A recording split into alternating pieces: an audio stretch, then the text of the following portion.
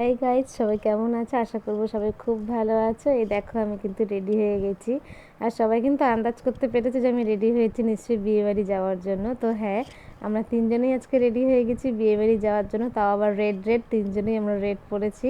আর এই দেখো আমার মেয়ে বাইরে যাওয়ার জন্য একদম ফুললি, মানে ও শুধু বাইরে যাবে, শুধু বাইরে যাবে, হাঁটবে, তার জন্য বেরিয়ে গেছি আমরা। আর দেখো তিনজনেই কিন্তু রেডি হয়ে বাইকে উঠে পড়লাম।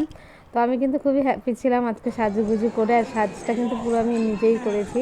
তো যাই হোক, আমরা বিয়েবাড়িতে এন্ট্রি নিচ্ছি, আমরা বিয়েবাড়িতে চলে এসেছি। আমরা কিন্তু বর আসার কিছুক্ষণ আগেই চলে এসেছিলাম, আর আমরা ছিলাম কিন্তু বরের পক্ষ থেকে বরযাত্রী ছিলাম। আসলে আমার বাপের বাড়ি থেকে কাছাকাছি ছিল বলে এই জন্য আমরা আগে এসেছিলাম। তো দেখো আমাদের কিন্তু বর রেডি হয়ে গেছে বিয়ে করার জন্য, আর আমি কিন্তু স্টার্টার চালু করে দিয়েছি, আর আমার মেয়ে বসে রয়েছে বরের পাশে।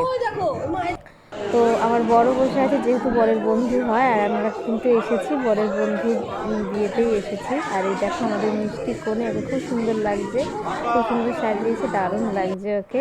তো তারপর চলে আসলাম মেন কোর্সে এসে কিন্তু খাওয়া শুরু করে দিয়েছি আমি। আর কী কী খাবার ছিল তোমরা দেখতে পাবে। এটা ছিল কিন্তু রাধাবল্লভীর সাথে চানা পানিরও ছিল ওর মধ্যে, এটা ডিমের টেবিল ছিল, সঙ্গে ছিল ফ্রাইড রাইস।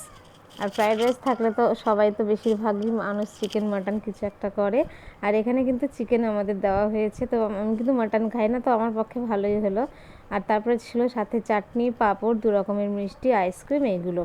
তো পুরো বিয়ে বাড়িটা আমরা খুব এনজয় করেছি, ভালোভাবে কাটিয়েছি। আর আমাদের তিনজনকে কেমন লাগছিল আমাকে কিন্তু অবশ্যই কমেন্ট করে তোমরা জানাবে।